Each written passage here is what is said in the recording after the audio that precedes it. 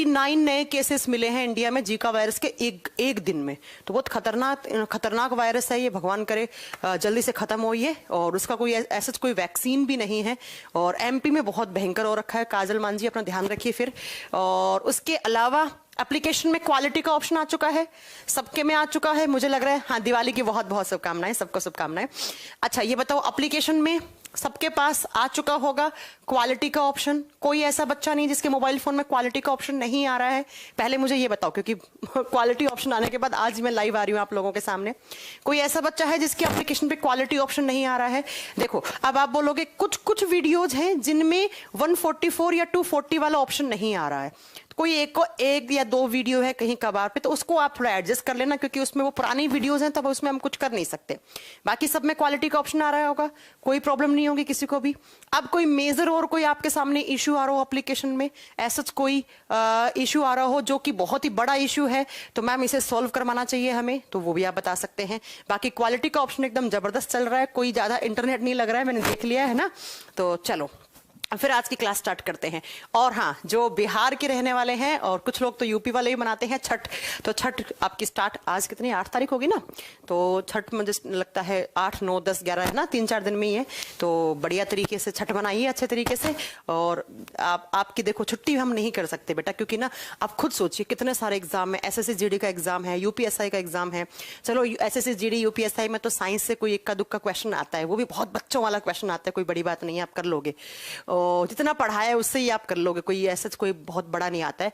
लेकिन फिर भी बहुत सारे एग्जाम हैं, हरियाणा में बहुत सारे एग्जाम हैं, राजस्थान में भी एग्जाम होने वाले हैं। तो छुट्टी ना ऑलरेडी बहुत हो चुकी है, इसलिए हमने थोड़ा सा छुट्टी अब करने के वो नहीं है। आप लोग अगर चाहोगे तो सैटरडे संडे छुट्टी कर देंगे, तो उससे क्या होगा, जो पीछे की क्लास है अभी आप अच्छे से छठ मनाइए, एक दिन का छुट्टी लीजिए, उसके बाद वो वीडियोज आप देख लीजिएगा, है ना। अब एक बच्चे की प्रॉब्लम ये है, हाँ डेंगू बहुत चल रहा है दिल्ली में, तो बहुत खतरनाक डेंगू चल रहा है। आप मानोगे मेरा घर पिछले 7-8 दिन से बंद था दिल्ली वाला, इतने मच्छर। मेरे को आज दिन में मैं आई तो 1 घंटे रेस्ट करना चाहा तो मैं रेस्ट भी नहीं कर पाई, इतने मच्छर हो रखे हैं दिल्ली में। तो अगर स्पेशली कोई दिल्ली में रह रहा है और इस एरिया में रह रहा है, मुखर्जी नगर वाले एरिया में, तो थोड़ा सा बच के रहें, इधर बहुत खतरनाक डेंगू चल रहा है, तो प्लीज अपना ध्यान रखिएगा। अब देखो एप्लीकेशन में एक प्रॉब्लम और ये है, आपने देखी होगी, अगर नहीं देखी, हालांकि वो बहुत छोटी प्रॉब्लम है। देखो एक है स्पीडोमीटर, तो उससे तो आप अपनी स्पीड चेंज कर सकते हैं जिस भी स्पीड के साथ आपको देखना हो। लेकिन एक आता है 10 सेकंड बैक और फॉरवर्ड करने का ऑप्शन, वो नहीं आया। उस पर टेक्निकल टीम काम कर रही है, बात हो गई है, वो शायद 2 या 3 दिन में वो भी चीज ले आएंगे, तो उसके लिए थोड़ा सा पेशेंस रखो। मेजर प्रॉब्लम थी वो क्वालिटी ऑप्शन थी ना, है ना। चलो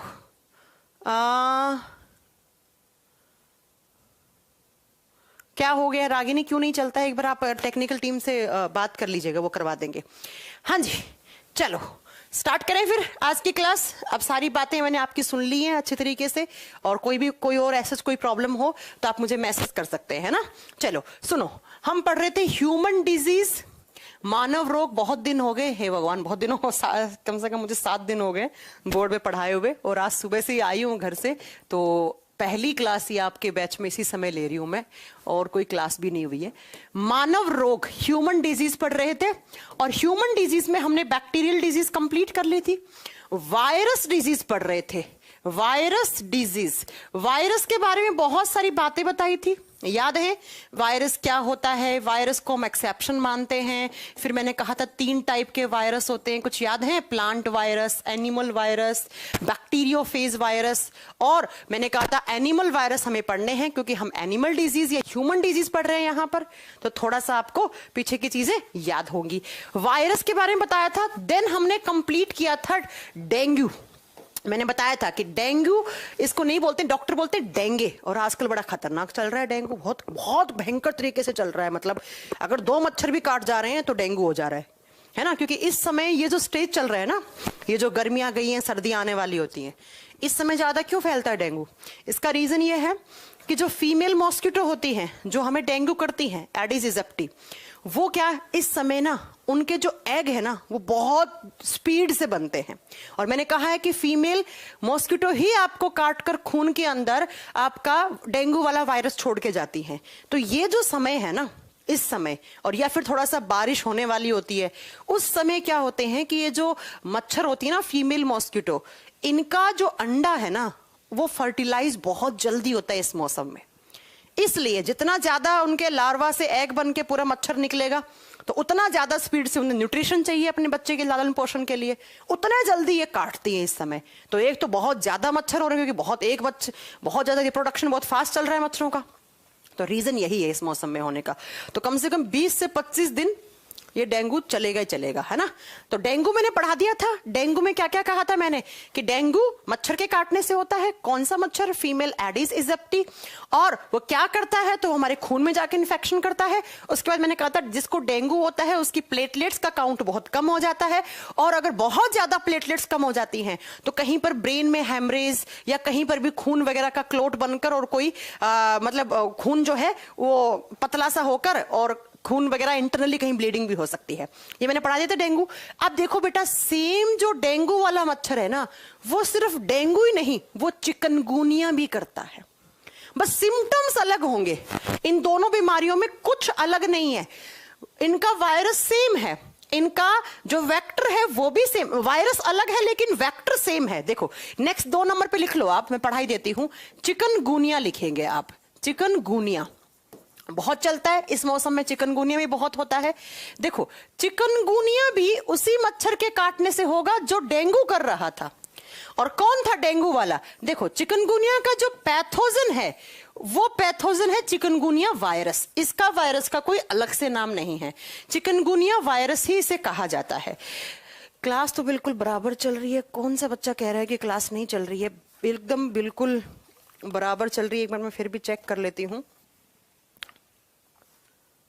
हाँ बिल्कुल सही चल रही है क्लास, कोई प्रॉब्लम नहीं है। ठीक है, सुनो, चिकनगुनिया की जब बात करते हो तो थोड़ा सा इसका स्पेलिंग सही करना, ई नहीं आएगा, चिकनगुनिया ऐसे लिखा जाएगा। इसका पैथोजन का जो वायरस है उसका नाम ही क्या है? चिकनगुनिया वायरस ही नाम है। इसके वायरस को चिकनगुनिया वायरस ही कहते हैं। लेकिन एक बार स्टेट पीसीएस के एग्जाम में क्वेश्चन पूछा हुआ है। क्या पूछा कि चिकनगुनिया वाला जो वायरस है इसके जीनस का नाम बताओ, ये किस जीनस से बिलोंग करता है? तो इसके जीनस का नाम होता है अल्फा वायरस। तो बच्चों एक बार स्टेट पीसीएस के एग्जाम में ऐसा नहीं आया था क्वेश्चन सीधा कि चिकनगुनिया के जीनस का नाम क्या है, वहां पर आया था कि चिकनगुनिया वाले वायरस का एक दूसरा नाम क्या होता है, ऐसा कुछ क्वेश्चन था। तो चिकनगुनिया वाला वायरस है, उसी को ही कभी कभी ऑप्शन में आपको अल्फा वायरस नाम से मिल सकता है। तो ये चिकनगुनिया वायरस के जीनस का नाम है अल्फा वायरस, तो वहां से इसको नाम ले लिया। अब जब इसके वेक्टर की बात करते हैं कि चिकनगुनिया वाला ये जो वायरस है या अल्फा वायरस है वो कौन अपने अंदर लेकर घूमता है, तो मच्छर। कौन सा मच्छर? जो डेंगू करता है। तो अगर इस डेंगू कौन सा मच्छर कर रहा था, याद है ना? एडिस इजिप्टी। कौन सा मच्छर था? एडिस इजिप्टी, इजिप्टी या इजिप्टाई जो भी बोलो। देखो अगर इस मच्छर के अंदर डेंगू वाला वायरस हुआ तो ये डेंगू कर देगा आपको। अगर इस मच्छर के अंदर अल्फा वायरस या चिकनगुनिया वायरस हुआ तो चिकनगुनिया हो जाएगा। बस इनके सिम्टम्स अलग है। क्या डिफरेंस है इनके लक्षणों में अभी बता देती हूं। ये बोर्ड पे थोड़ी सी ब्राइटनेस कम करती हूं ताकि आपको अच्छे से विजिबल हो चीजें। देखो चिकनगुनिया और डेंगू में आपको डिफरेंस क्या दिखेगा वो सुनो। मैंने डेंगू का लास्ट क्लास में बताया था कि क्या क्या होगा। डेंगू के अंदर बहुत सर दर्द होता है, इंसान को बहुत तेज बुखार रहता है और बहुत ज्यादा स्टेज पे हो जाएगा डेंगू तो मुंह और नाक से खून आने लग जाता है, ब्लीडिंग होने लग जाती है, मांसपेशियों में दर्द रहता है, मसल्स में अकड़न रहेगी, पूरा शरीर टूटेगा, वॉमिटिंग भी हो सकती है, उसके बॉडी पे रसेस हो सकते हैं, डायरिया मतलब उल्टी दस्त हो सकते हैं। फिर मैंने कहा था बहुत क्रिटिकल स्टेज में चला जाएगा अगर किसी को डेंगू, मतलब बहुत दिनों तक है वो इलाज ही नहीं करवा रहा है, डॉक्टर के पास जा ही नहीं रहा, तो उसको हाइपोटेंशन, बीपी लो हो जाएगा उसका, उसके फेफड़ों में इंफेक्शन हो जाएगा और उसके पेट में या छोटी आंत में इंटरनली कहीं ब्लीडिंग होने लग जाती है। तो मैंने कहा था ये डेंगू के लक्षण है। लेकिन अगर आपको चिकनगुनिया हुआ है तो इसके थोड़े से लक्षण अलग दिखाई देंगे। क्या? सर में दर्द होगा, फीवर होगा, ये तो कॉमन है, सर में दर्द तो डेंगू में भी होगा, फीवर में भी होगा। इसीलिए ना बहुत मतलब डिफरेंस क्रिएट करना बहुत ना के बराबर की बात होती है कि भाई कभी कभी डॉक्टर ना पकड़ ही नहीं पाता है कि डेंगू की दवाई दूं या चिकनगुनिया की दवाई दूं। अब क्या होता है, वायरस है, दोनों वायरस कर रहे हैं, तो डॉक्टर क्या करता है, जो कॉमन एंटीवायरल जो आपकी ड्रग होती है ना, एंटीवायरल जो आपको मेडिसिन है वो लिख के दे दी, तो जो वायरस के खिलाफ, तो वायरस तो यहां पर भी है, यहां पर भी है, तो वो काम दवाइयां एक जैसा कर जाती हैं। कभी कभी तो ऐसा हो जाता है कि डॉक्टर को खुद को मालूम नहीं चलता है कि इस पेशेंट को डेंगू या चिकनगुनिया है, तो वो क्या करता है, दोनों को कॉमन एंटीवायरल ड्रग दे देता है और वो ठीक हो जाती है, क्योंकि दोनों वायरस की वजह से हैं। अगर ऐसा होता है एक बैक्टीरिया और एक वायरस की वजह से, तब तो वो दवाई काम नहीं करती। ठीक है, अब इसमें क्या होता है, चिकनगुनिया के एक दो सिम्टम्स अलग होते हैं। एक तो इंसान की आंखों में बहुत दर्द होता है, ये वाला हिस्सा है ना आंखों वाला, ये थ्रेडिंग वाला हिस्सा, ये इतनी भारी भारी रहेगी जैसे आपको किसी ने पत्थर लटका दिया यहां पर, आंखों में बहुत दर्द होगा। इसके अलावा जिस इंसान को चिकनगुनिया होता है, उसकी जो कमर है ना, ये निचला लोअर बैक, इसमें बहुत दर्द होता है, बहुत। ये डेंगू में नहीं होता है, डेंगू में पूरे शरीर में अकड़न रहेगी, मांसपेशियों में अकड़न रहेगी, जॉइंट्स में बहुत दर्द रहेगा, घुटने में बहुत दर्द रहेगा। लेकिन जो चिकनगुनिया है उसमें क्या होगा, आप बताओगे बेटा, एक तो आंखों में इरिटेशन रहेगी, आंखें खुजलाओगे, आंखों में दर्द होता है, और दूसरा उसकी कमर में बहुत दर्द रहता है। बाकी मांसपेशियों में तो यहां पर भी दर्द है, यहां पर भी दर्द है, बुखार तो इससे भी होगा, इससे भी होगा, सर में दर्द इससे भी होगा, इससे भी होगा, डायरिया आगे चलकर इसको भी हो सकता है, इसको भी हो सकता है। ठीक है, तो डॉक्टर बस ये पूछता है कि भाई क्या क्या सिम्टम्स है, तो आप बोलोगे बहुत तेज बुखार है, जोड़ों में दर्द है, घुटनों में दर्द है, तब तो डॉक्टर बोल देगा डेंगू है। अगर आपने बोला मेरी आंखों में दर्द हो रहा है, मेरी आंखें बंद नहीं कर पा रहा हूं, बहुत दर्द हो रहा है और कमर में बहुत दर्द हो रहा है, तब आपको डॉक्टर बोलेगा चिकनगुनिया है। बाकी दवाई क्या है, दोनों के लिए सेम सी है। तो याद रखिएगा, एग्जाम में क्या क्वेश्चन आ सकता है कि डेंगू वाले वायरस का नाम क्या है, तो पढ़ चुके हैं हम। चिकनगुनिया भी एक वायरस से होती है, और जो वायरस फैलाता है उसका नाम चिकनगुनिया वायरस, या हम उसे अल्फा वायरस बोलते हैं।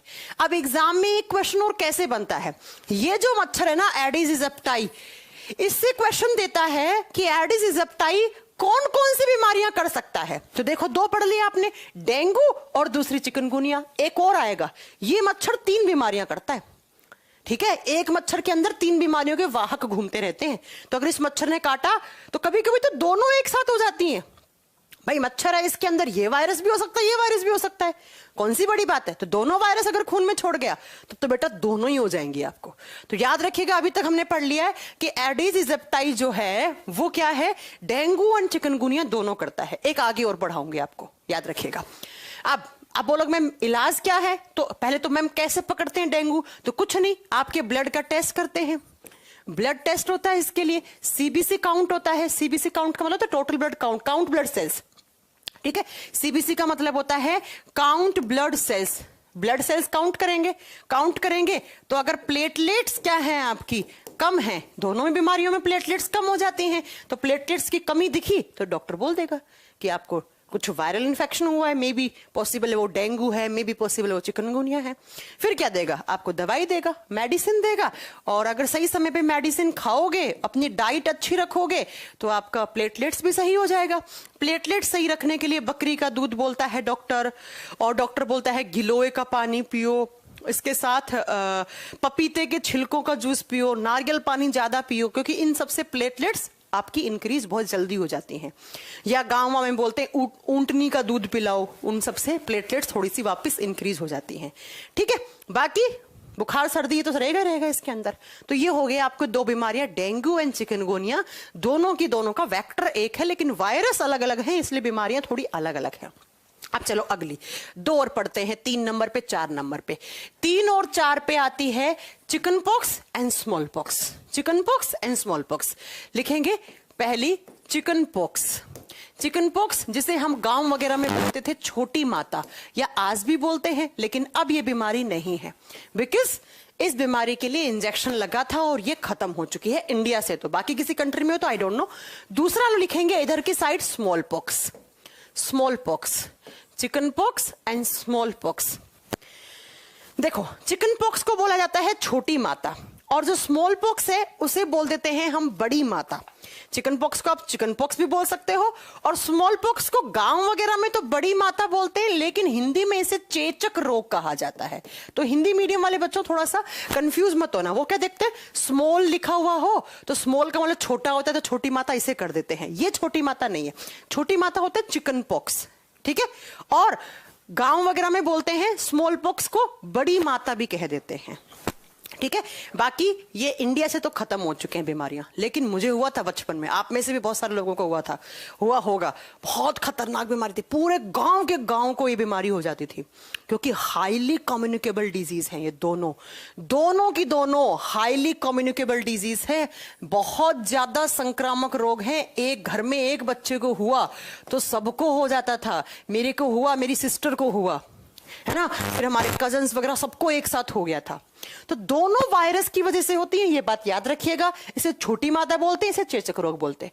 बस थोड़े से इनके सिम्टम्स अलग हैं। क्यों? क्योंकि इनके वायरस अलग है।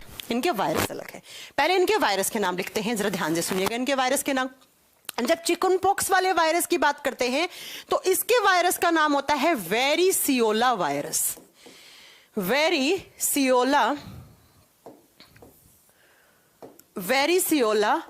वायरस, ठीक है। और स्मॉल पॉक्स वाला जो वायरस है उसका नाम होता है वेरियोला वायरस। बस यही डिफरेंस है। नोट्स में थोड़ा सा उल्टा लिखा हुआ है, अगर आपके पास अपडेटेड वाले नहीं है, अपडेट किए हुए नोट्स हैं तो उसमें तो सही लिखा हुआ है, लेकिन थोड़ा सा उल्टा है नोट्स में, उसे प्लीज करके ठीक कर लेना। इसे याद कैसे रखेंगे? देखो, चिकन पॉक्स में सी आता है तो इसके वायरस में भी वेरिसियोला, तो सी आएगा। क्या आएगा? वेरिसियोला, मतलब सी आएगा। स्मॉल पॉक्स में सी नहीं है तो इसमें सी नहीं आएगा, ऐसे याद कर लो। अब बात करते हैं कि इन दोनों का ही वेक्टर क्या है। वेक्टर सेम है बेटा, ये एयर ड्रॉपलेट से फैल सकती है, ये हवा के द्वारा, एयर ड्रॉपलेट। और एयर ड्रॉपलेट का मतलब मैं पहले ही बता चुकी हूं आपको जब मैंने डेंगू करवाया था तब। सेम ये भी एयर ड्रॉपलेट से फैल सकती है, मतलब कि ये तो ऐसा होगा जिस इंसान को हुआ है, अगर आप उसके आसपास भी बैठ गए ना तो आपको भी हो जाएगा। उसका जूठा खा लिया, उसका ओढ़ा हुआ कंबल आपने ओढ़ लिया, उसके कपड़े पहन लिए आपने, या फिर उसका जूठा हुआ पानी पी लिया, या उसने किसी चीज को छुआ, या उसने खांसा, या उसने छींका, तो उसके जो ड्रॉपलेट्स हैं उसके सलाइवा के, उसके म्यूकस के, ये आप तक पहुंच गए तो आपको हो गया। अब ये वायरस कहां से एंटर करते हैं? ये वायरस एंटर कर सकते हैं नोज से भी, नाक से भी एंटर कर सकते हैं, आपके यहां से नाक वाले एरिया से भी, मतलब रेस्पिरेटरी ट्रैक्ट से भी कर सकते हैं, और माउथ से भी। डाइजेस्टिव ट्रैक्ट और जो आपका रेस्पिरेटरी ट्रैक्ट है, दोनों से ये एंटर कर सकते हैं। अब क्या होगा इन दोनों में, मैं आपको इमेज दिखाती हूं, समझ जाइएगा। जैसे ही जाएंगे तो सिम्टम्स क्या क्रिएट करेंगे, थोड़े से इनके सिम्टम्स अलग हैं, लक्षण थोड़े से दिखने में अलग होंगे, क्योंकि बिकॉज आप देखो ना, दो अलग अलग वायरस है, लेकिन ऑलमोस्ट 99% जो है वो सेम से ही दिखते हैं। क्या होता है चिकन पॉक्स में? पहले मैं आपको चिकन पॉक्स की इमेज दिखा रही हूं, ये देखो। चिकन पॉक्स में क्या होगा, आपकी देखो, बुखार ये तो नॉर्मल है भाई, वायरस कोई भी हो, बुखार जुकाम तो करेगा ही, बुखार जुकाम सर दर्द ये तो करेगा ही करेगा। इसके अलावा क्या होगा? इसके अलावा देखो, ऐसे ब्लिस्टर्स, इन्हें बोलते हैं ब्लिस्टर्स। ब्लिस्टर का मतलब होता है छाले, छोटे छोटे छाले पड़ जाएंगे आपकी स्किन पर, ऐसे छाले बन जाते हैं बच्चों। और इन छालों के अंदर आप ध्यान से देखोगे तो प्राइमरी स्टेज पे तो हल्के हल्के छाले दिखेंगे। जैसे 5-6 दिन तक आपको रहा चिकन पॉक्स, उसके बाद क्या रहेगा, इन छालों के अंदर पस सा भर जाता है, जिसे हम प्लाक भी कहते हैं कभी कभी। ऐसे पस सा भर जाएगा और आपको इतनी ईचिंग होगी, ईचिंग का मतलब है खुजली, आपको इतनी खुजली होगी जिस एरिया पे ये हो रहे हैं, आप नाखून लगा लगा के इनको घिस दोगे, सारा दिन बंदर की तरह ऐसे खुजलाओगे। बहुत भयंकर ईचिंग होती है इसके अंदर। और अगर बहुत ज्यादा आपने नाखून लगा दिया, इन्फेक्शन हो गया, तो बाद में ये जो ब्लिस्टर्स है ना, वो इतने बड़े बड़े हो जाते हैं, इतने बड़े बड़े हो जाएंगे, इनमें बहुत ज्यादा पस भर जाएगा और फिर वो फूटना स्टार्ट हो जाएंगे। और फूटेंगे तो उसमें पस निकलेगा, प्लाज्मा निकलेगा, खून निकलेगा इंसान के अंदर। तो इसमें जो मेन सिम्टम्स हैं वो यही हैं कि बुखार होगा इंसान को, और स्किन के ऊपर ऐसे पहले तो रेड स्पॉट बनेंगे। रेड स्पॉट का मतलब है लाल धब्बे पड़ेंगे, छोटे छोटे लाल धब्बे पड़ेंगे। उसके बाद बहुत ईचिंग होएगी, खुजली होएगी बहुत ज्यादा। फिर वही लाल लाल जो धब्बे हैं वो ब्लिस्टर्स, छाले में कन्वर्ट हो जाएंगे, और आगे चलकर वो छाले से फूट जाएंगे, और फूटने से उनके बहुत पेन होगा, बहुत ज्यादा खून निकलेगा, इस तरीके का जो होंगे। बाकी बुखार तो रहेगी, और इसी को बोलते हैं हम चिकन पॉक्स, छोटी माता। अब गांव में अलग अलग अवधारणाएं बनी हुई हैं इस बीमारी के लिए। जैसे हमारे गांव वगैरह में क्या करते थे, एक सोने की कोई चीज पहना देते थे उसे, और झाड़ू से पता नहीं उसका क्या करते थे, ऐसे एक फर्श पे लगाई, फिर उसे झाड़ू उसके ऊपर सर पे मारते। बिकॉज अंधविश्वास, कुछ बीमारियां हैं लोगों का ऐसा मानना है, अंधविश्वास है लोगों में ऐसा कि ये बीमारियां जो हैं वो कोई बाबा या तांत्रिक होते हैं ना, वो ठीक कर देते हैं। जैसे हमारे यहाँ क्या होते हैं, 99% लोग राजस्थान के क्या करते, मतलब करते थे उस जमाने में, जिस जमाने में चिकन पॉक्स या स्मॉल पॉक्स बहुत होता था, वो लोग क्या करते थे, बाबा के पास लेकर जाते थे, वो झाड़ा लगाता था चिकन पॉक्स का। और उस झाड़े से होना क्या था, ये सब तो अंधविश्वास और अनपढ़ लोग करते हैं, हालांकि कुछ पढ़े लिखे लोग भी करते हैं, कुछ नहीं होता उसमें। फिर जिस समय तक इस बीमारी का इलाज नहीं था, तब तक तो भैया हर किसी को होता ही होता था फैमिली में। अगर किसी को बिगड़ गया, उसकी डेथ भी हो जाती थी, कोई बड़ी बात नहीं है ना। तो गांव में ऐसी चीजें बहुत बार करते थे। लेकिन बाद में आपको मालूम है कि इसके लिए इंजेक्शन बना दिया गया। किसने बनाया? एडवर्ड जेनर ने। अभी बताएंगे, इससे बात करेंगे, ठीक है। तो ये हो गया चिकन पॉक्स। अब बात करते हैं स्मॉल पॉक्स में कैसा दिखेगा मैम, स्मॉल पॉक्स में सिम्टम्स कैसे दिखेंगे। तो आपको अगेन एक इमेज दिखा रही हूं, इसके लक्षण देखो। बुखार वगैरह तो होगा, कोई भी वायरस का इन्फेक्शन हो, बुखार, सर में दर्द, ये तो कॉमन है, नॉर्मल जुकाम में भी होता है आपको, ठीक है। ये आपका स्मॉल पॉक्स के ऐसा, ये देखो स्मॉल पॉक्स ऐसी होगी, ऐसा। इसके जो दाने हैं ना, वो बहुत पके हुए से होते हैं स्किन के ऊपर, इसके दाने बहुत पके हुए होते हैं। और यहां से फिर जिसको स्मॉल पॉक्स होता है ना, उसके बॉडी पे स्कार रह जाते हैं, स्कार्स बन जाते हैं। स्कार्स का मतलब दाग। आप देखना, अभी भी बहुत सारे लोग ऐसे होते हैं जिनको बचपन में स्मॉल पॉक्स हुआ हो और उनकी स्किन पर आज भी दाग हैं। बहुत सारे ऐसे लोग मिल जाएंगे, आप देखिएगा जरा, है ना। देखिएगा आप कि बहुत सारे लोगों के, क्योंकि जो चिकन पॉक्स है ना, उसके तो खून के से दाग बनते थे, वो खत्म हो जाते थे 1.5-2 महीने में। लेकिन जिसको स्मॉल पॉक्स हुआ था, और स्मॉल पॉक्स बार बार भी हो जाते हैं एक इंसान को, अब तो नहीं है, इंडिया से खत्म हो गया, लेकिन जिस जमाने में था उस जमाने में एक इंसान को हुआ, 1 महीने तक रहा, फिर वो ठीक हो गया, फिर 2 महीने बाद फिर से उसे वापस हो गया, है ना। तो इसमें इसके जो दाग है ना, वो बहुत सालों में गायब होते हैं, बहुत सालों में। तो कुछ इस तरीके के स्किन के ऊपर ऐसे दाग, स्कार्स बन जाते हैं बहुत ज्यादा, जिस पे खुजली इस पर भी होगी, लाल चकत्ते पड़ जाते हैं। और बस इन दोनों में जो डिफरेंस है वो क्या है कि जिसको स्मॉल पॉक्स होता है उसको पेट वाले हिस्से में बहुत दर्द होता है। पेट वाला हिस्सा जिसे हम क्या बोलते हैं, एब्डोमिनल पेन बहुत ज्यादा होता है उसे। एब्डोमिनल पेन का मतलब है पेट वाले हिस्से में, छोटी आंत में, बड़ी आंत में, इन हिस्से में बहुत दर्द दिखता है, बहुत दर्द होता है, ठीक है। अब आपको घबराने की बात नहीं है दोनों बीमारियों से, बिकॉज इनकी क्या बन चुकी है, इनकी वैक्सीन बन चुकी है। इन दोनों के लिए कोई अलग वैक्सीन नहीं है, इन दोनों के लिए एक ही वैक्सीन है, ठीक है। एक ही टीका, इसका वैक्सीनेशन अवेलेबल है, एक ही टीका लगता है। और कौन सा टीका लगता है इसके लिए?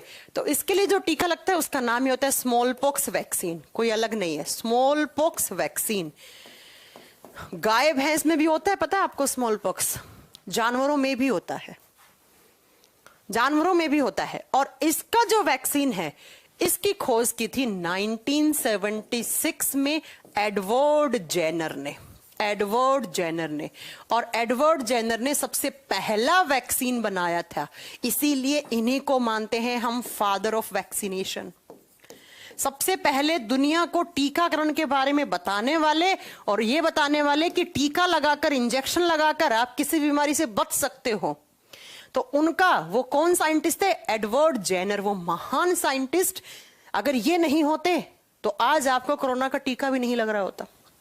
मतलब आधी जनता तो ऐसी खत्म हो चुकी थी, आधी दुनिया। तो अगर आपसे पूछ ले टीकाकरण का आविष्कार किसने किया, तो फादर ऑफ वैक्सीनेशन या टीकाकरण के जनक किनको बोलते हैं, तो आप बताइएगा। टीकाकरण के जनक हम मानते हैं एडवर्ड जेनर को, क्योंकि इन्होंने सबसे पहले 1976 में स्मॉल पॉक्स का वैक्सीन लगवाया। लेकिन अब आप बोलोगे मैम कि हमें तो हुआ था 2004-05 में स्मॉल पॉक्स, तो भाई साहब 1976 में बनाया था, उसके बाद बहुत सारी टेस्टिंग चली, जब मार्केट में आना स्टार्ट हुआ तब मतलब अलग अलग कंट्रीज में आना स्टार्ट हुआ। इंडिया में तो बहुत लेट आया, इंडिया में आया था 1995 के बाद ये इंजेक्शन, तो आने में बहुत समय लग गया। जैसे अभी बहुत सारी कंट्रीज हैं जिनके पास कोरोना की वैक्सीन नहीं है ना। तो वही बात है कि बन गया था 1976 में। अब क्या होता है इस वैक्सीन में? आपको वैक्सीन दे दी है। अब तो नहीं दी जाती, लेकिन 2004-5 तक बहुत बढ़िया तरीके से इस वैक्सीन को लगाया गया था। जैसे भी कोरोना की वैक्सीन लग रही है, उस समय बहुत जोरों शोरों से ये वैक्सीन भी लगवाई जाती थी, पूरे गांव के गांव को लगाई जाती थी, क्योंकि ये बीमारी बहुत हाईली कम्युनिकेबल डिजीज थी। जैसे किसी की स्किन को भी आपने छू लिया, ऐसे कर दिया उसके, जिसके स्मॉल पॉक्स चिकन पॉक्स हो रखा, 2 दिन बाद आपको हो जाएगा। तो क्या करते हैं गांव वगैरह में, जिस इंसान को होता है उसे आइसोलेट कर देते हैं। जैसे कोरोना में भी क्या कर रहा है, आइसोलेट किया था अपने आप को वहां। तो अभी कोरोना में तो अपन खुद ही अपने आप को आइसोलेट कर देते, और जिसको स्मॉल पॉक्स चिकन पॉक्स होता है उसे घर वाले पकड़ के एक कमरे में डाल देते थे कि बाहर मत निकलियो, तेरी वजह से किसी और को भी हो जाएगा, है ना। तो ये याद रखिएगा। हाँ, अगरबत्ती जलाते थे, धूप जलाते थे, ये अलग अलग चीजें थी। उसका रीजन यही था कि अगरबत्ती से कोई ऐसा रीजन नहीं है, मच्छर वच्छर नहीं आते हैं, और बाकी ये होता है कि अगरबत्ती से पॉजिटिविटी आती है, और कोई ऐसा रीजन नहीं था कि अगरबत्ती से किसी के अंदर एंटीबॉडीज बन जाएंगी। ये सब तो अवधारणाएं थी। तो ये एडवर्ड जेनर ने इसके लिए वैक्सीन बनाया। अब ये पूरे तरीके से खत्म हो चुका है बीमारी, तो बहुत बढ़िया बात है। नहीं तो ये बीमारी आधे से ज्यादा लोगों को तो लपेट ले जाती है ना। तो ये हो गया चिकन पॉक्स और स्मॉल पॉक्स, दोनों का आप याद रखिएगा। जैसे डेंगू चिकनगुनिया है, उनका वायरस का अलग अलग नाम है, बाकी सिम्टम्स सेम से ही है ऑलमोस्ट। चलो अब चलते हैं अगली बीमारी पे। अगला आता है पोलियो। पोलियो के बारे में तो जानते हैं आप। अब कहने को तो इंडिया में भी इंडिया पोलियो फ्री हो चुका है, आपका मालूम है। इंडिया को मतलब ऑन डॉक्यूमेंटेशन में तो बहुत कुछ फ्री है हम, लेकिन है नहीं है। तो ऑन डॉक्यूमेंटेशन में इंडिया फ्री है, पोलियो फ्री। लेकिन अभी भी WHO का मानना है, या हमारे देश की बहुत सारी ऐसी संस्थानों का मानना है कि अभी भी कहीं ना कहीं किसी गांव में पर डे 1-2 केसेस पोलियो के अभी तक आ रहे हैं। तो इंडिया दुनिया को दिखाने के लिए हम पोलियो फ्री हो चुके हैं, लेकिन अभी भी बहुत सारे केसेस आते हैं पोलियो के। चलो अब हम बात करते हैं पोलियो की। तो पोलियो भी किसकी वजह से होता है? पोलियो भी पोलियो वायरस की वजह से होता है। पोलियो वाले वायरस को जनरली पोलियो वायरस कहा जाता है, लेकिन इसका एक दूसरा नाम भी होता है पोलियोमाइलिटिस। आप लिख लीजिएगा कि पोलियो वाला जो वायरस होता है, इसका पहले आप लिखो वेक्टर, लिखो वेक्टर, इसका वाहक लिखो। इसके वाहक का नाम या तो इसे पोलियो वायरस ही कह दिया जाता है, या इसी का दूसरा नाम होता है पोलियोमाइलिटिस। पोलियो आपको एक मिलेगा आपको, पोलियोमाइलिटिस वायरस या पोलियो वायरस, सेम नाम है, ठीक है।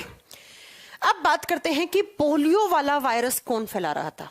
पोलियो वाले वायरस का सॉरी पैथोजन, ये वेक्टर नहीं होगा, मतलब 7-8 दिन से पढ़ाया नहीं, तो मतलब एक दिमाग खुलने में मेरे को 1-2 दिन लगेंगे।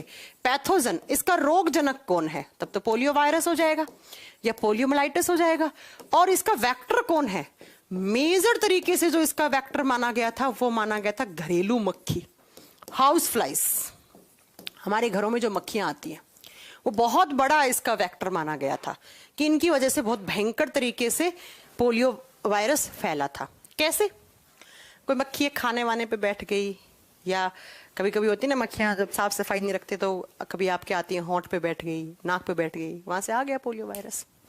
और जैसे ही पोलियो वाला वायरस आएगा, पोलियो वायरस, हाँ, इसको कभी कभी एंटेरो पोलियो वायरस का भी नाम दिया जाता है। आप इस चीज को लिख लेना, इसको कभी कभी एंटेरो पोलियो वायरस का भी नाम दिया जाता है, क्योंकि एंटेरो जो है वो पोलियो वायरस के जीनस का नाम है। तो एग्जाम में अगर कभी क्वेश्चन आए पोलियो किसकी वजह से होता है, पोलियो वायरस की वजह से, या पोलियोमाइलिटिस वायरस की वजह से, या एंटेरो पोलियो वायरस, इनमें से कोई भी एक ऑप्शन आ सकता है। और ये कहां से एंटर करते हैं ये वायरस? बेटा ये वायरस एंटर करते हैं आपके एलिमेंट्री कैनाल से। एलिमेंट्री कैनाल का मतलब जानते हो? एलिमेंट्री कैनाल का मतलब होता है प्यारे बच्चों आहार नाल, जहां से आप खाना खाते हैं, खाना जाता है जहां से, एलिमेंट्री कैनाल से फैलता है। एलिमेंट्री कैनाल का मतलब, हाँ, ऐसे एंटेरो वायरस, एंटेरो इसके जीनस का नाम है, जैसे उसका चिकनगुनिया वाले का नाम था। और एलिमेंट्री कैनाल का मतलब हो गया है कि जैसे आप खाना खाते हैं उसी तरीके से, जैसे माउथ से जाएगा, माउथ से फूड पाइप से जाएगा, फूड पाइप से पेट में, पेट से आंतों में, और अगर कहीं इंटरनली ब्लीडिंग होते खून वून में घुल जाएगा ये, ठीक है। फिर ये जाता है आपके सीधा ब्रेन के पास। खतरनाक क्यों है पोलियो? क्योंकि सीधा जाता है ब्रेन के पास, और ब्रेन ही नहीं, आपका जो ये स्पाइनल कॉर्ड है ना, उसके पास जाएगा। मेरुरज्जु और ब्रेन में जाकर क्या करेगा? इन्फेक्शन करेगा। और इन्फेक्शन में क्या करता है बच्चों? इसका मेन ही काम क्या है? इसका मेन काम है हमारे ब्रेन के अंदर जाकर इन्फेक्शन करेगा, और हमारे जो न्यूरॉन्स हैं उनको खराब करेगा। किसे खराब करेगा? हमारे न्यूरॉन्स को। और मेन न्यूरॉन्स होते हैं कौन से? Motor neurons. ये नहीं पढ़ा है तो बाद में पढ़ोगे नर्वस सिस्टम में। सीधा जाता है ब्रेन के पास और स्पाइनल कॉर्ड के पास। अब आप जानते हैं दिमाग में अगर इन्फेक्शन हो गया तो इंसान तो वैसे ही सर्वाइव नहीं कर पाएगा। जाएगा ये वायरस, स्पाइनल कॉर्ड में इन्फेक्शन करेगा और जाकर हमारे न्यूरॉन्स को खराब करेगा। न्यूरॉन्स में मेनली कौन सा? जो मोटर न्यूरॉन्स है। और एक बात बताओ, मोटर न्यूरॉन्स क्या करते हैं? मोटर न्यूरॉन्स का काम होता है हमारी जो मसल्स हैं, मसल्स हमारी जो मांसपेशियां हैं ना, उन मांसपेशियों से सिग्नल लेकर जाना किसके पास? हमारे ब्रेन तक।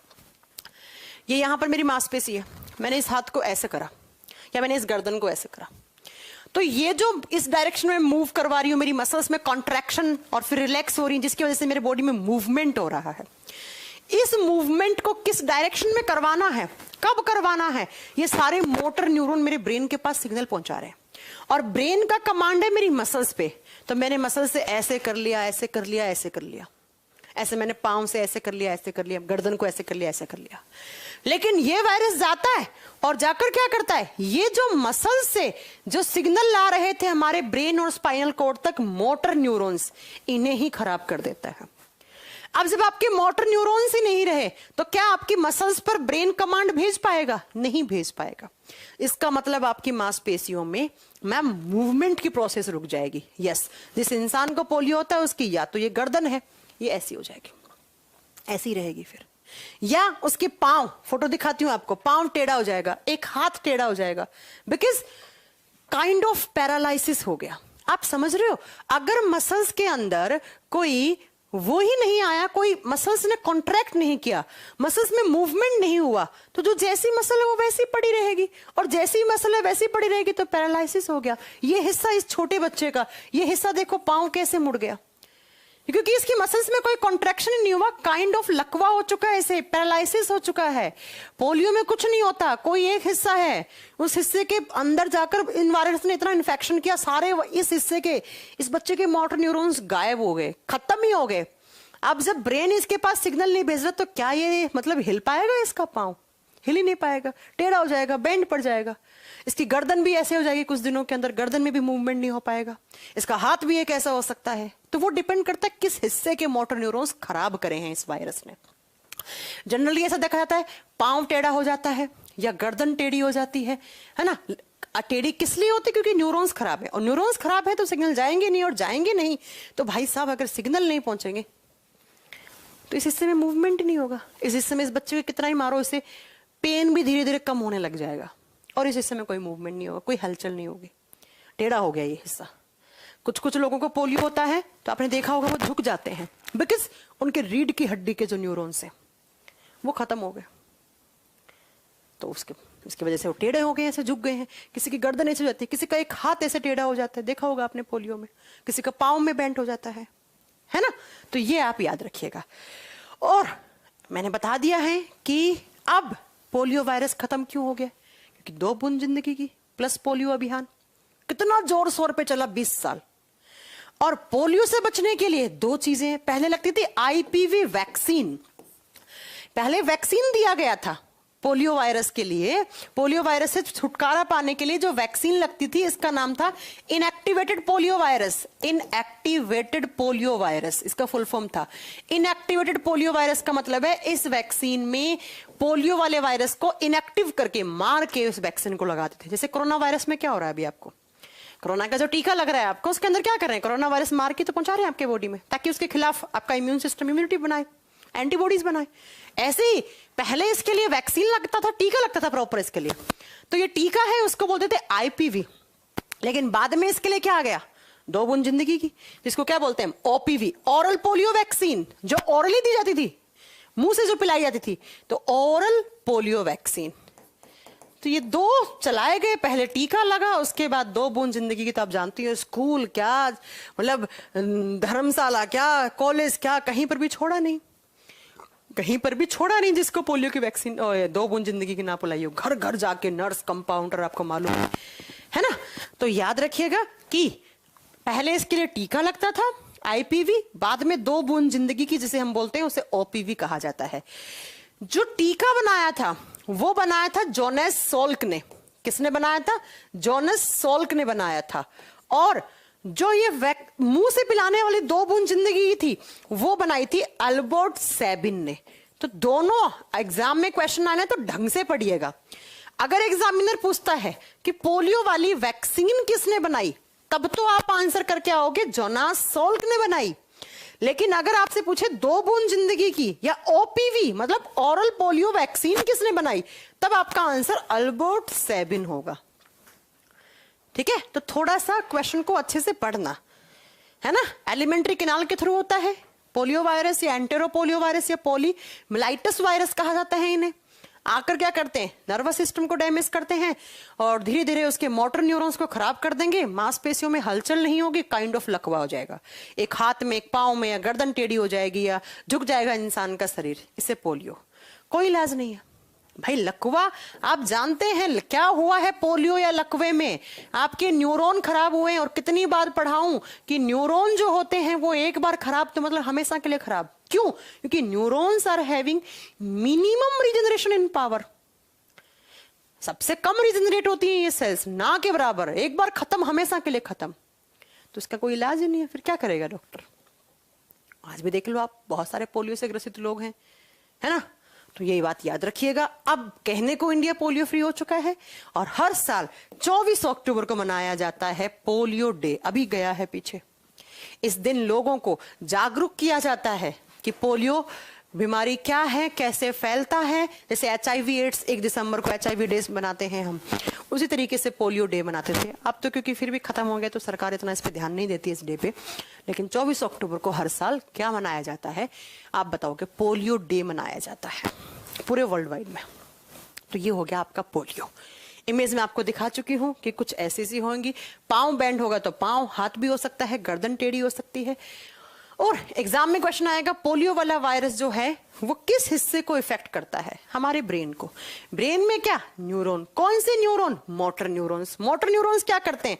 मसल से सिग्नल लेकर जाते हैं ब्रेन के पास। वही खत्म हो गया तो काइंड ऑफ पैरालिसिस। तो कभी कभी बुक्स में लिखा होता है पोलियो पैरालिसिस वायरस, ऐसा भी लिखा हुआ मिल सकता है आपको। तो वो आप समझ जाइएगा कि इसलिए लिखा हुआ है। चलो अब पढ़ते हैं नेक्स्ट बीमारी। अगली पढ़ते हैं रेबीज। और जब रेबीज की बात करते हैं तो ऐसा कोई होगा नहीं जिसे पता ना हो कि रेबीज किसकी वजह से होता है। नेक्स्ट लिखिएगा रेबीज। रेबीज और रेबीज का पैथोजन कौन है? एक वायरस है जिसका नाम है रैब्डो वायरस। रैब्डा या रैब्डो दोनों लिखा जाता है इसे। रैब्डा भी लिखो या रैब्डो लिखो, आपको जो भी मिले। स्पेलिंग के कोई मार्क्स नहीं होते हैं कॉम्पिटिटिव एग्जाम में, तो जो भी मिले आप सही कराना। रैब्डा एक लैटिन लैंग्वेज का शब्द है और इस रैब्डा का इंग्लिश में टर्म का मीनिंग होता है मैड, पागल। जो पागल जानवर है, बोलते हैं ना पागल कुत्ते ने काट लिया, पागल बंदर ने काट लिया, तो रेबीज हो गया। तो वहीं से ये नाम बना है आपका रैब्डा। ठीक है, मैड को मतलब पागल इंसान को या पागल किसी चीज जानवर को हम लैटिन लैंग्वेज में रैब्डा या रैब्डो कहते हैं। तो रैब्डा वायरस या रैब्डो वायरस जो है उसकी वजह से आपको क्या होता है? रेबीज। अब ये रेबीज किसकी वजह से होता है? इसका वेक्टर कौन है? कौन अपने अंदर इन वायरस को लेकर घूम रहा है? तो भैया आपके आसपास के कुत्ते, डॉग हो सकता है, वो कोई बिल्ली हो सकती है, वो कोई बंदर हो सकता है। तो इन सब से बच के रहिएगा। बंदर के अंदर रहता है, सबसे ज्यादा कुत्ते के अंदर रहता है। कुत्ते के अंदर रहेगा, बिल्ली के काटने से भी हो सकता है रेबीज और बंदर के काटने से भी हो सकता है, जरूरी नहीं है सिर्फ कुत्ते के काटने से हो। तो एक एग्जाम था, मेरे को याद नहीं है, कोई कांस्टेबल वगैरह का एग्जाम आया था, उसने पूछा था रेबीज डिजीज है उसका वेक्टर क्या है। तो वहां पर बच्चे सोचे कुत्ता तो है नहीं ऑप्शन में, बंदर वाले को टिक नहीं करके आए, दो कुछ और होंगे, तो बंदर वाले को टिक नहीं कर, गलत हो गया। बंदर के काटने से भी आपको रेबीज हो सकता है ना। अब क्या होगा? जैसे ही आपको किसी पागल कुत्ते ने या पागल बंदर ने या पागल बिल्ली ने काट लिया, ये वायरस आ गया। आकर क्या करेगा? इसके लक्षण क्या हैं? तो इसका बहुत बड़ा लक्षण एक तो ये माना जाता है, उस इंसान को पानी से डर लगेगा, उसे हाइड्रोफोबिया हो जाता है। हाइड्रोफोबिया हो जाता है उस इंसान को। और हाइड्रो का मतलब होता है पानी, फोबिया का मतलब डर, पानी से डर लगने लग जाता है। ऐसे कहा जाता है कि अगर आपको एक ही हिस्से पे 2-3 बार कुत्ते ने काट लिया, आप नहाओगे नहीं 1 महीने तक, इतना डर लगेगा आपको पानी से। कभी एक काम करना, कोई गली का कुत्ता है, अब देखो, आपकी वो गली का कुत्ता, हमारे घरों में जो पेट होते हैं उसे तो हम क्या लगवाते हैं, एंटी रेबीज का इंजेक्शन लगवाते हैं हर साल। जैसे मेरे घर में है, मेरे पास 2 पेट हैं, मतलब 2 डॉग्स हैं, तो उन्हें हम हर साल जुलाई में एंटी रेबीज के इंजेक्शन लगवाते हैं। अब एंटी रेबीज के इंजेक्शन क्या है कि उस कुत्ते के अंदर इम्यूनिटी बनी हुई है, एंटीबॉडीज बनी हुई है, तो अगर उस कुत्ते के अंदर रेबडा वायरस आना चाहा तो उसकी एंटीबॉडीज उसे आने ही नहीं देंगी। तो अगर मेरे घर में जो कुत्ता रह रहा है उसने मुझे काट भी दिया तो मेरे को कोई डर नहीं है। क्यों डर नहीं है? क्योंकि उसको इंजेक्शन लगा हुआ है, उसको, कुत्ते को या उस बिल्ली को या बंदर को लगा हुआ है। तो क्या होता है कि अगर उस कुत्ते ने काट लिया आपको, हाँ, तो गली के कुत्तों के तब कौन लगाएगा एंटी रेबीज का इंजेक्शन? इतने महंगे लगते हैं वैसे भी, है ना। अलग अलग कंपनी के आते हैं, जो जिस कंपनी के लगवाते हैं उसके 1000 रुपये से स्टार्ट हो जाते हैं, 11-11 हज़ार के लगते हैं। अब भाई जिसकी जितने पैसे हैं उसको हिसाब से लगवा लेता है।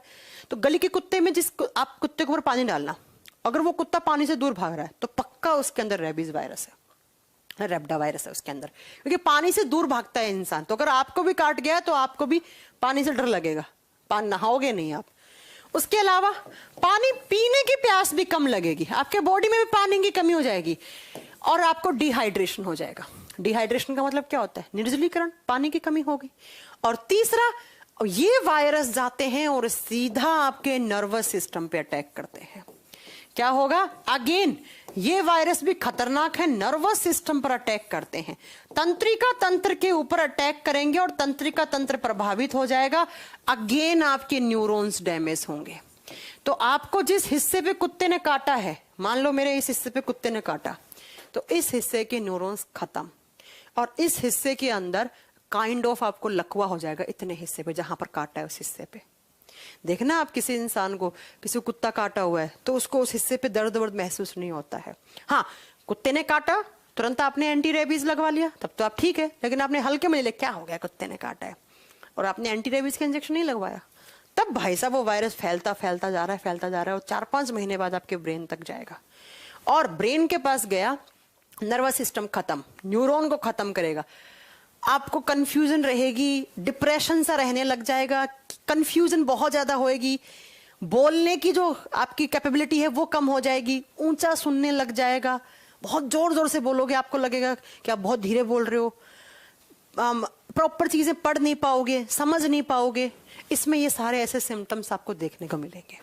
और मेजर सिम्टम है जो मैं आपको बता चुकी हूं कि बुखार वगैरह तो रहेगा ही, हर एक वायरस में रहेगा, और आपके अंदर मेंटली रिटार्डेशन आ जाएगा।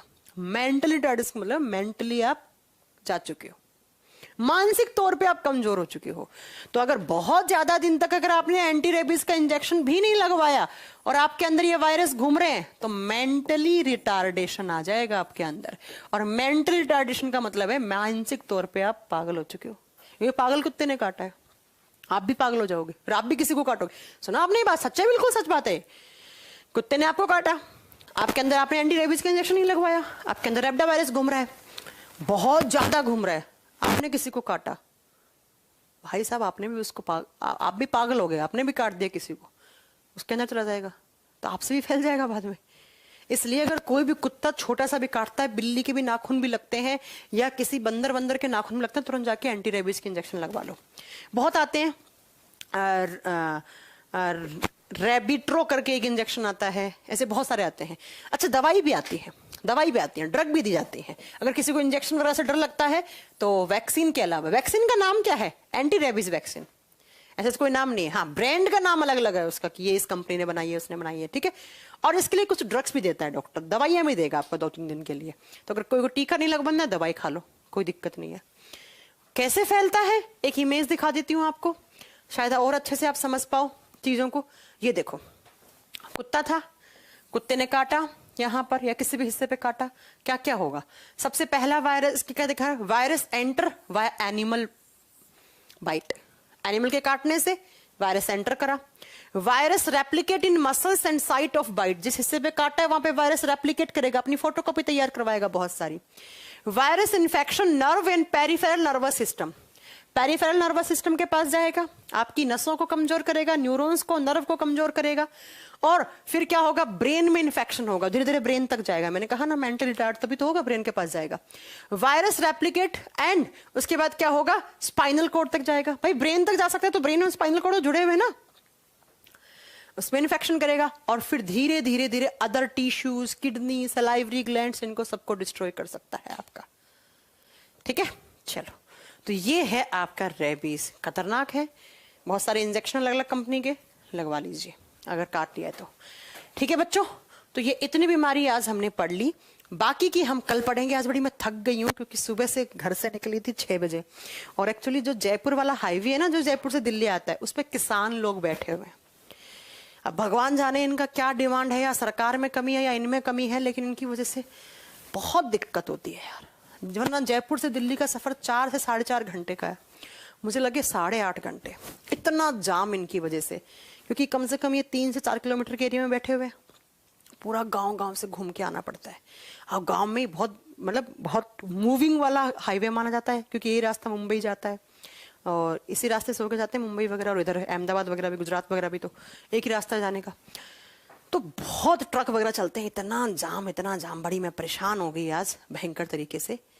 तो भाई या तो इनकी सरकार सुने, इनकी डिमांड पूरी करे, और या फिर भाई साहब इनको हटाओ यार, क्योंकि जनता बहुत परेशान हो रही है।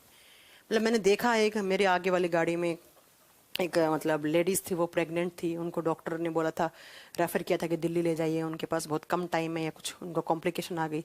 इतना बुरा लगा मुझे देखकर कि वो इतना परेशान हो रही, वो तड़प रही, वो औरत जाम में फंसी हुई है, जो मतलब एकदम प्रॉपर तरीके से उसकी डिलीवरी होनी है 2-3 घंटे के बाद, और वो इतनी परेशान हो रही है। अब यार ऐसे में क्या तुम्हारा मतलब क्या काम करेगा ये क्या कहते हैं आपका आंदोलन।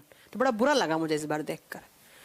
तो बस जनता परेशान हो रही है, बाकी कुछ नहीं है। चलो फिर इससे आगे कल पढ़ेंगे। कल हमारे वायरस डिजीज कंप्लीट हो जाएंगे, इबोला, H1N5, H1N1, ये कुछ बचे हैं आपकी, तो कल ये HIV एड्स भी हो जाएगी। ये सारी अपनी कल वायरस डिजीज कंप्लीट हो जाएंगी। ठीक है बेटा, चलो, किसी को कोई और डाउट हो तो मुझसे पूछ सकते हो आप। हाँ, क्वालिटी ऑप्शन आ चुका है, अब आप बढ़िया तरीके से पढ़िए। और जो आप ये कह रहे हैं ना कि मैम 10 मिनट आगे पीछे कब होगा, तो दिल्ली में ठंडी आ चुकी है बेटा, बहुत ठंड लग रही है दिल्ली में। देखो मैंने इसलिए तो हालांकि जैकेट पहन रखा है, थोड़ा कम से पहन रखा है। ठीक है, और बताइए कुछ, किसी को, सोनू कुमार जी। ठीक है बेटा, लैपटॉप पे एप्लीकेशन जो है ऑलमोस्ट फाइनल हो चुका है, 1 वीक के अंदर आ जाएगा, 1 वीक के अंदर। चलो फिर आज के लिए इतना ही रखते हैं, अब आपसे कल मिलते हैं, और अपना ध्यान रखिएगा। अगेन मैं कह रही हूँ, बहुत ये बीमारी फैलाने वाला टाइम चल रहा है, हर कोई बीमार चल रहा है इस समय, हॉस्पिटल में भी जगह नहीं है। चलो फिर आज के लिए इतना बहुत है, बाय बाय, टेक केयर। कल वायरस डिजीज कंप्लीट कर लेंगे, प्रोटोजोआ फंगल दोनों हो जाएंगी, फिर 1 क्लास जेनेटिक, 3 क्लास के बाद ये चैप्टर पर फिनिश हो जाएगा। Bye, take care.